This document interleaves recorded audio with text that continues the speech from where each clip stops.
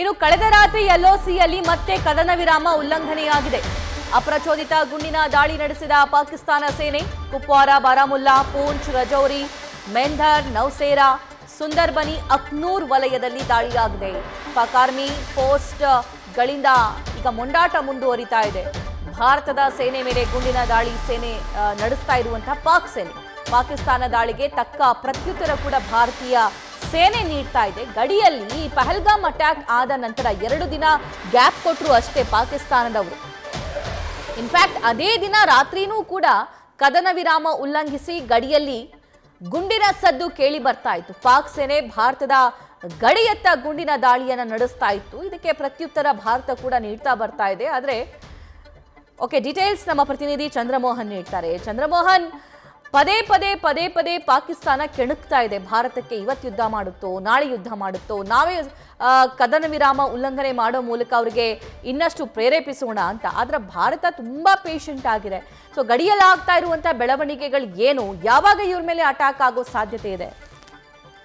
ಸಭಾ, ಈಗ ಕಳೆದ ರಾತ್ರಿ ಕೂಡ ಎಲ್ಒಸಿನಲ್ಲಿ ಮತ್ತೆ ಪಾಕಿಸ್ತಾನ ಕದನ ವಿರಾಮವನ್ನು ಉಲ್ಲಂಘಿಸಿ ಭಾರತದ ಸೇನೆ ಮೇಲೆ ಗುಂಡಿನ ದಾಳಿ ನಡೆಸಿದೆ. ಪಾಕಿಸ್ತಾನದ ಸೇನಾ ಪೋಸ್ಟ್ಗಳಿಂದ ಭಾರತದ ಸೇನೆ ಮೇಲೆ ಅಪ್ರಚೋದಿತ ಗುಂಡಿನ ದಾಳಿ ನಡೆದಿದೆ.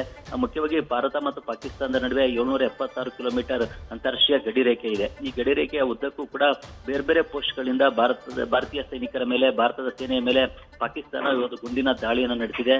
ಮುಖ್ಯವಾಗಿ ಕುಪ್ವಾರ, ನೌಸೇರಾ, ಮೆಂದರ್, ಅಖ್ನೂರು ಸೆಕ್ಟರ್ಗಳು, ಬಾರಾಮುಲ್ಲಾ, ಸುಂದರ್ಬನಿ ಸೇರಿದಂತೆ ಬೇರೆ ಬೇರೆ ಸೆಕ್ಟರ್ಗಳಲ್ಲಿ ಭಾರತೀಯ ಸೇನೆ ಮೇಲೆ ಈ ಗುಂಡಿನ ದಾಳಿಯನ್ನ ನಡೆಸಿದೆ. ಸಣ್ಣ ಆರ್ಮ್ಗಳನ್ನ ಬಳಸಿ ಭಾರತೀಯ ಸೇನೆ ಮೇಲೆ ಗುಂಡಿನ ದಾಳಿಯನ್ನ ನಡೆಸಲಾಗಿದೆ.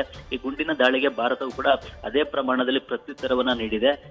ಮುಖ್ಯವಾಗಿ ಈಗಾಗಲೇ ಪಾಕಿಸ್ತಾನ ಕೂಡ ಶಿಮ್ಲಾ ಒಪ್ಪಂದವನ್ನ ಸಸ್ಪೆಂಡ್ ಮಾಡಿದೆ. ಶಿಮ್ಲಾ ಒಪ್ಪಂದದ ಪ್ರಕಾರ 2 ದೇಶಗಳು ಕೂಡ ಅಂತಾರಾಷ್ಟ್ರೀಯ ಗಡಿ ರೇಖೆಯನ್ನ ಗೌರವಿಸಬೇಕು ಮತ್ತು 2 ದೇಶಗಳು ಕೂಡ ರಾಜಕೀಯ ಸ್ವಾತಂತ್ರ್ಯವನ್ನ ಕಾಪಾಡಿಕೊಳ್ಬೇಕು ಮತ್ತು ಸಾರ್ವಭೌಮತ್ವವನ್ನ ಕಾಪಾಡಿಕೊಳ್ಬೇಕು ಅನ್ನುವ ಒಪ್ಪಂದವನ್ನ ಮಾಡಿಕೊಳ್ಳಲಾಗಿತ್ತು. ಆದ್ರೆ ಈಗ ಶಿಮ್ಲಾ ಒಪ್ಪಂದವನ್ನೇ ಅಮಾನತ್ನಲ್ಲಿಟ್ಟಿರುವಂತಹ ಪಾಕಿಸ್ತಾನ ಅದಕ್ಕೆ ಬದ್ಧವಾಗಿಲ್ಲ ಅನ್ನೋ ಕಾರಣಕ್ಕಾಗಿನೇ ಈಗ ಈ ಕದನ ವಿರಾಮವನ್ನು ಉಲ್ಲಂಘಿಸಿ ಈ ರೀತಿಯಾಗಿ ಗುಂಡಿನ ದಾಳಿಯನ್ನ ನಡೆಸ್ತಾ ಇದೆ. ಇದಕ್ಕೆ ಭಾರತೀಯ ಸೇನೆ ಕೂಡ ಪ್ರತಿ ದಾಳಿಯನ್ನ ನಡೆಸಿದೆ ಮತ್ತು ತನ್ನ ರಕ್ಷಣೆಗಾಗಿ ದಾಳಿಯನ್ನ ಏನ್ ನಡೆಸಬೇಕು ಆ ದಾಳಿಯನ್ನ ಭಾರತವು ಕೂಡ ನಡೆಸಿ ಅವರ ಗುಂಡಿನ ದಾಳಿಗೆ ತಕ್ಕ ಪ್ರತ್ಯುತ್ತರವನ್ನ ಯಾವ್ಯಾವ ಸ್ಥಳಗಳಲ್ಲಿ ನಡೆದಿತ್ತು ಅದೇ ಸ್ಥಳಗಳಲ್ಲಿ ಉತ್ತರವನ್ನ ನೀಡಿದೆ. ಹೀಗಾಗಿ ಈಗ ಗಡಿನಲ್ಲಿ ಉದ್ವಿಗ್ನ ವಾತಾವರಣ ಈಗಲೂ ಕೂಡ ಮುಂದುವರಿತಾನೆ ಇದೆ.